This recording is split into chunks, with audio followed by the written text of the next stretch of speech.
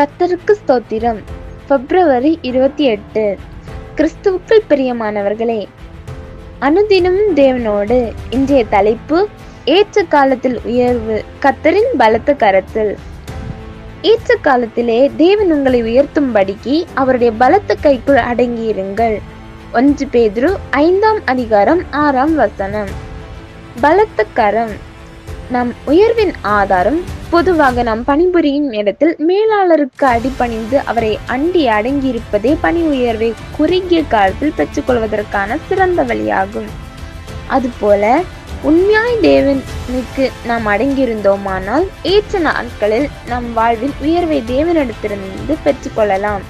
நம்முடைய இயேசு கிறிஸ்து வாழ்க்கையில் நம்மோடு ஒன்றாயிருந்தால் நாமும் நன்றாயிருப்போம்.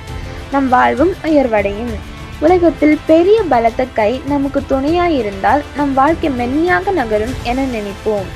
ஆனால் உலகத்திற்கு அப்பால் நமக்கு ஒரு பெரிய பலத்த கரம் நமக்கு இருக்கிறது.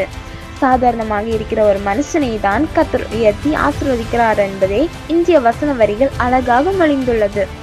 இன்றைக்கு நீங்கள் உங்களை பூஜ்ஜியமாக நினைக்கலாம்.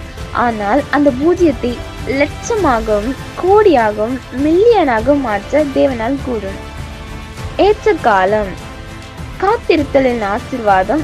மோசே சிசுவாய் தனித்தவனாய் நாணல் பட்டியில் கிடந்தான். பின்பு 40 வருடம் வனாந்தரத்தில் தனிமரமாக வாடினான் என்ற போதிலும் தேவன் அவனை ஏற்ற காலத்தில் பார்வோனின் அரண்மனையில் இளவரசனாக வலம் வர வைத்தார். இக்காலம் வரை நாம் அவருடைய பலத்த கரத்தில் உண்மையா அடங்கியிருப்பது அவசியம். தேவன் அவனை ஏற்ற காலத்தில் பல லட்சம் இஸ்ரவேலரை வழிநடத்தும் தலைவனாக மாற்றினார்.